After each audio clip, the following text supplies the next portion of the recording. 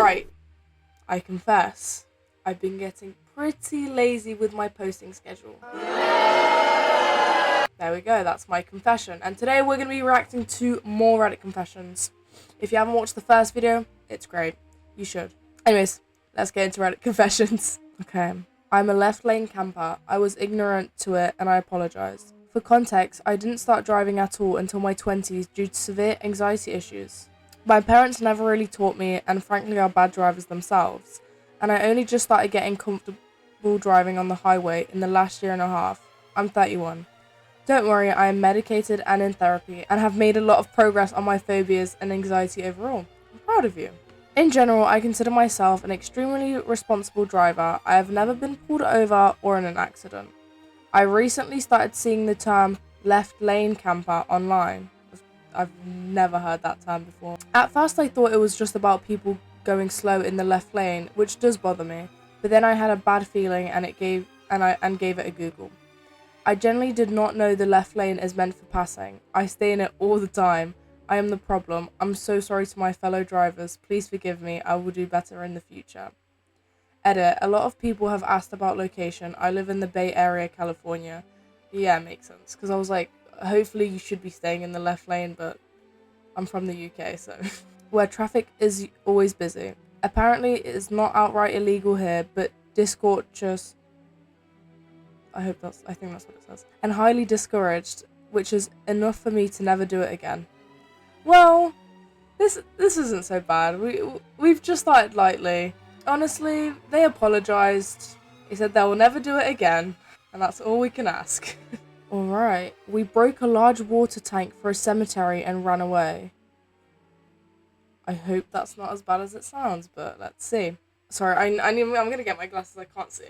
My friend's house was behind a large cemetery and was adjacent to the water tank used for the lawn sprinkler system. There was a hole in his back fence that would go through to the water tank section. It was our smoke spot. Ooh! One day, after smoking a bowl, I dared my friend to climb on top of the water tank. As he was climbing, he put his foot on the pressure gauge, but it started to bend under his weight. I told him to be careful of that, and he kept climbing. The pressure gauge suddenly snapped off and a giant jet stream of water started blasting out against the electrical room next to the tank. It was so high pressure, it was more like steam. It was also so loud we both looked at each other, yelled, but could barely hear each other. We took off running back to the hole in his fence and back to his house. We could still hear the jet blast from inside his house. We took off our shoes, jackets, and booted up his Xbox just in case we needed an alibi. I left a little over an hour later and could still hear it. Oh, there is no way. Oh, that's a great idea. oh, that's great. Let's water the bodies. Where the you think zombies come from, bro? He's right. You could. That's how zombie apocalypses happen. Hopefully they learn their lesson not to climb on. What was it? Yeah, I hope you learn not to climb on top of the water tank. And sorry to all the deceased people. May your souls rest in peace. And a large amount of water. My whole family doesn't know I lost track of which triplet was which. I always wonder if that actually happens to people. I know I was lazy. I helped take care of babies when I was young, and I never thought taking care of triplets is extremely hard and time consuming. A family member sometimes asks who is Bubbles or Buttercup or Blossom. Obviously not their real names, but how cool would that be? And my wife says their clothes are color-coded, but in reality I already got the babies mixed up. But then again, if you get them mixed up, the only thing you get mixed up is the names. So does it really matter? No one, including my wife, has the attention to detail to know which is which besides the clothes. I don't have the same time, was working 2 jobs, and patience, burned out, with the extra steps my wife does, so whenever it's my turn to care for the babies, I do what's convenient, and often times I get them swapped. The oddest guilt I would feel swapping people's babies. It's like those stories of babies getting switched in the hospital. When they got a bit older, they basically chose their own names. Only one kid responds to one name, and now that they have grown a lot, it's easy to know which is which, but no one really knows who the original Blossom, Bubbles, Buttercup is. Edit. I did this when they were babies. My kids are preschoolers now, can be easily identified and have their own identities. I love the suggestions and I would have done it if I knew then, but it's pointless now. See, yeah, that's what I mean. The only thing that really changes is the names. Like, it's not like you've switched up their whole lives and their whole identities. They're babies. Like, babies are the hardest to tell apart, I think. Found 2 gift cards in a thrift store jacket and did not keep my mouth shut. Hello, if you're thinking you've screwed up today, hear me out. I went to a thrift store today, found a jacket that I wanted to buy, put my hands in the pocket and felt 2 cards in there. Now, a person a little bit smarter than me would have kept their mouth shut, but I immediately said to the store employee, "Oh, there's something in here," and pulled out 2 brand new Walmart gift cards, unscratched. She immediately said the store owner is watching and to hand them over, and I did. I tried my best to convince her that we both can keep 1 each and call it a day, but nope, this lady did not move an inch. Why would she? I wouldn't either, lol. So yeah, moral of the story, keep your mouth shut at the thrift store. Edit. Guys, I slipped up, it wasn't a karma thing. You lot calling me dumb and stupid is making it worse. Like, I know I screwed up. But that's funny. I guess, there's life lessons to be learned, and it's, if you find a card in a thrift store jacket, you zip it, lock it, throw away the key. Okay, this is a little bit of a longer one. Let's see. I made a life-altering decision to sneak out at 15, and now my dad's in prison. Right. This is one of those stories that sounds fake when I tell it out loud, but unfortunately it's very real. When I was 15, I met this guy online who told me he was 17. I was going through a rough time mentally and honestly just wanted validation from literally anyone. He started picking me up at like 3 to 5 in the morning while my parents were asleep. We'd drive around for hours, go to the beach sometimes, smoke, he'd buy me food, and we'd hook up in the back seat like we were in some shitty coming-of-age movie. This went on for weeks. Like, when do your parents wake up? Do they not wake up at like 7? 8? Like, I don't know. One night, I got impatient and had him pick me up way earlier than usual. Okay. This was the point I was trying to make. Around 12:30. Important detail, my dad worked evenings and usually got home around 1 a.m.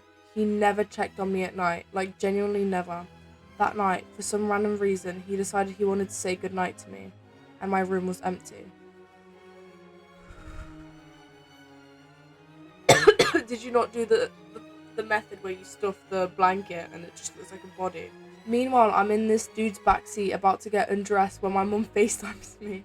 I panic, throw my clothes back on, jump out the car and answer. I told her I couldn't sleep and went for a walk, which was a horrible excuse considering I'd literally been assaulted walking home alone before. Oh my. You couldn't think of anything else? Apparently, my older brother had seen me sneaking out multiple nights before and finally told my mum what was going on. I mean, he's a real one for not snitching. I mean, I guess he only did it when they thought she wasn't safe. She immediately tells me to make him bring me home. This guy starts speeding back. We're only like 5 minutes away, thank God. I tell him to just drop me off at the stop sign near my street so my parents won't see his car. Too late. My parents are already running towards us before the car even fully stops. I get out and my mum grabs me and slaps me across the face. Oh, I mean, you did scare her almost half to death, so. Then I look over and realize my dad is holding a weapon.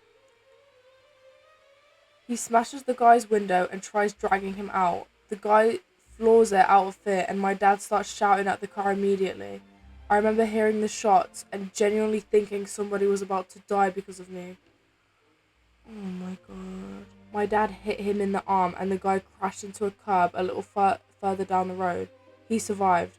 My dad got arrested that same night and eventually sentenced to 10 years in prison. And the craziest part, a few months later, I found out the guy lied about his age the entire time.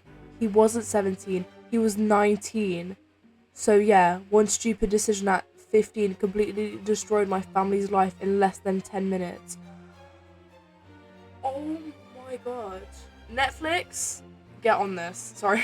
That is something that you would only see in the movies. Honestly. Oh, like, I've got goosebumps. Damn, your dad got lucky he didn't kill the guy. My opinion, your dad should have just used his hands, but everybody reacts differently. So sad. I'm gonna have to agree with that. I think that got way out of hand. Right. Surprise the stranger in the forest trail mid-action. What? Okay, I just quickly scanned over it. And I thought it was mid a different type of action, but it's not. This happened Sunday at Tiger Mountain, and I haven't fully recovered mentally. Weather was like 80 degrees for once, which in Washington basically means everybody suddenly remembers outside exists. So I decided to go hiking since I had the day off. Okay, I just searched it up. So 80 degrees is 26 degrees Celsius, which is pretty hot. Anyways, nothing dramatic, just wanted to get out of the apartment for a while because me and my girlfriend have both been working non-stop lately. Everything was normal for like the first hour. Nice weather, trail wasn't too crowded, birds chirping, moss everywhere. Very stereotypical Washington experience. Then I made the mistake of drinking an entire coffee before the hike. About halfway through, I had to pee bad. And if you've hiked around here before, you know some of these trails act like bathrooms are a government conspiracy. So I stepped off trail a little bit into the woods thinking I'd find a tree and be back in like 30 seconds. Worst decision of my life. The woods were pretty dense, so you couldn't really see far ahead. I walked through some bushes and heard rustling, and my first thought was honestly, please don't be a cougar. It was not a cougar. It was a man taking the most vulnerable shit imaginable. Like full squat. Pants around ankles. Bro was deep in the process too. And the worst part is, I didn't even process what I was seeing immediately because I saw his face first. He had that scrunched up, I'm fighting demons right now expression, and then his eyes locked onto mine, and his whole face changed instantly. I've never seen somebody look so spiritually devastated that fast. Oh. Like, this man's soul left his body in real time. And because the universe enjoys humiliating people, right when we made eye contact, I literally heard the poop hit the ground. Just an actual forest plop. I don't even know how to describe the silence after that. Birds chirping, wind blowing, two grown men frozen in the woods while one of them is actively I think I yelled, "Oh my god," and backed directly into a branch because I panicked so hard. The guy didn't even say anything. He just stared at me like I had ruined his bloodline. No! There's no way you did like a cartoon yell. Ah! The fact that they made eye contact. I'm so sorry for the both of them. Then I tripped over a rock trying to leave. Oh my god, this is some cartoon. This is honestly from a cartoon. And almost busted my ass, which honestly felt deserved. I ended up speed walking down the trail, pretending I wasn't psychologically damaged while trying to convince myself this guy probably didn't recognize me and we'd never seen each other again. Oh, we'd never see each other again. But honestly, if somebody accidentally saw me mid-shit in the woods and heard it happen, I'd have to fake my death. So yeah, to the random guy at Tiger Mountain, I am so incredibly sorry. Hope your hike got less traumatic after that. Edit, thank you for the upvote and rewards. I honestly don't need the rewards. I'm glad strangers on the internet are able to laugh at my trauma. I know this sounds cliche, but I didn't think posting this would get this much interaction. Honestly, I'm not surprised you did. I don't think anyone's surprised. That is one of the funniest stories I've ever heard, but honestly, it's funny. Oh, okay. I started a rumour in high school that got a teacher fired, and I never came forward even though I knew the truth.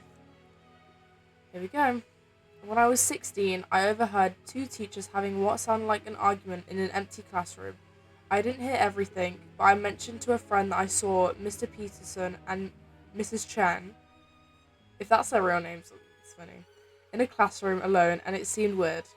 That friend told someone else who told someone else, and within a week there was a full rumour that they were having an affair. Parents got in. Oh my. See, this is what happens. Rumours spread, guys. Parents got involved. The school investigated. Mr. Peterson was married with kids. Of course he was. He ended up resigning to avoid distraction, even though nothing inappropriate had happened. I found out later they were arguing about budget allocations for their departments. Oh my god. Poor guy.